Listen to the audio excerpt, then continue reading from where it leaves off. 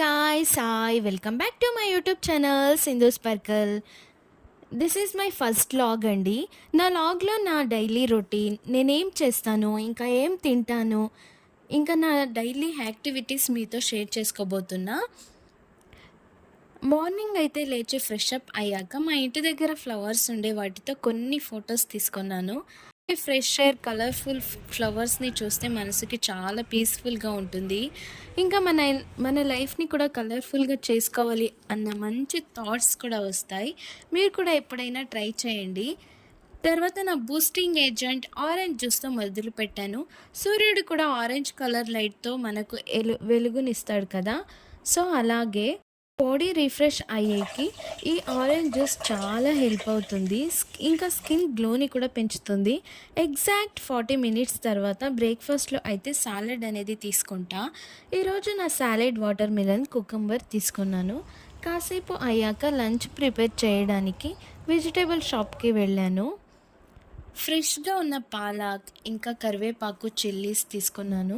పాలక్ ఎలాంటిది తీసుకోవాలి అంటే నేతగా ఉండాలి, ఇంకా ప్యారెట్ కలర్ ఉంటుంది కదా, అలా ఉంటే టేస్ట్ చాలా బాగుంటుంది. మీరు కూడా ఎప్పుడైనా పాలక్ తీసుకోవాలి అంటే అలాంటిది తీసుకోండి, టేస్ట్ బాగుంటుంది. నాకు ముందు తెలియక ముదిరిపోయిన పెద్ద ఆకులు ఉంటాయి కదా, అలాంటిది తీసుకొని వచ్చేదాన్ని, సాంబార్ ఎక్కువ అవుతుంది అని. సో అలా ఉంటే టేస్ట్ బాగుండదు, అంత టేస్ట్ బాగా వచ్చేది కాదు. సో మా అమ్మ ఒక్కసారి చెప్పింది నేతగా ఉంటే బాగుంటుంది అని. అప్పటి నుంచి నేతగా ఉండే పాలక్ కొనుక్కుంటాను, ఇంకా టేస్ట్ కూడా బాగుంటుంది. ఈరోజు నేను లంచ్కి పాలక్ సాంబార్ ఇంకా రైస్ చేస్తున్నాను. నా స్టైల్ పాలక్ సాంబార్ మీతో షేర్ చేసుకోబోతున్నాను, చూసేయండి.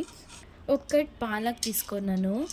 తర్వాత పప్పు, 15 పచ్చిమిరపకాయలు, ఒక టమాటో, 8 వెల్లుల్లి, 1/4 టీ స్పూన్ జీలకర్ర, 1/4 టీ స్పూన్ ధనియా పౌడర్, తగినంత ఉప్పు, పసుపు వేసి 1 గ్లాస్ వాటర్ పోసి కుక్కర్లో పెట్టాను.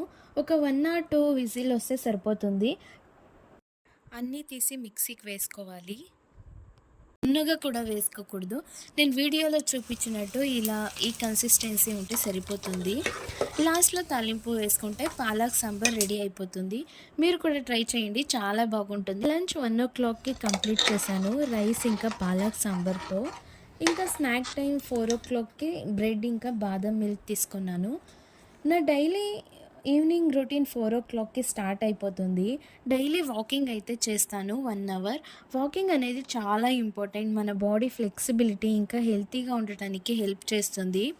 ఫ్రెష్ ఎయిర్తో వాకింగ్ చేస్తుంటే చాలా పీస్ఫుల్గా కూడా ఉంటుంది. అక్కడ ఒక ఫ్లవర్ కనిపించే వీడియో తీసుకున్నాను, చాలా క్యూట్గా ఉంది కదా, నాకైతే చాలా బాగా నచ్చి వీడియో తీసుకున్నాను.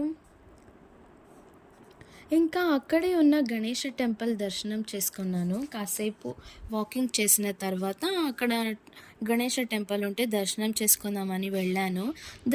దర్శనం చేసుకున్నాక 10 minutes టెంపుల్ దగ్గర కూర్చున్నా. టెంపుల్ పక్కనే ఎక్సర్సైజ్ ఎక్విప్మెంట్స్ ఉన్నాయి. సో కాసేపు ఎక్సర్సైజ్ చేసి ఇంకా మళ్ళీ ఇంటికి రిటర్న్ అయ్యాను. ఎంజాయ్ చేస్తూ ఇంకా నేచర్ని ఫీల్ అవుతూ రిటర్న్ అవుతుంటే కొన్ని ఫ్లవర్స్ కనిపిస్తే వీడియో తీసుకున్నాను. ఇంటికి వచ్చాక కాసేపు రెస్ట్ తీసుకొని ఇంకా డిన్నర్ ప్రిపేర్ చేశాను. ఈరోజు నా డిన్నర్ చపాతీ ఇంకా బీట్రూట్ పళ్ళెం తీసుకున్నాను. This is my first vlog guys. ఎలా ఉందో కమెంట్ చేయండి, లైక్ చేయండి, షేర్ చేయండి. Thank you so much. Bye all.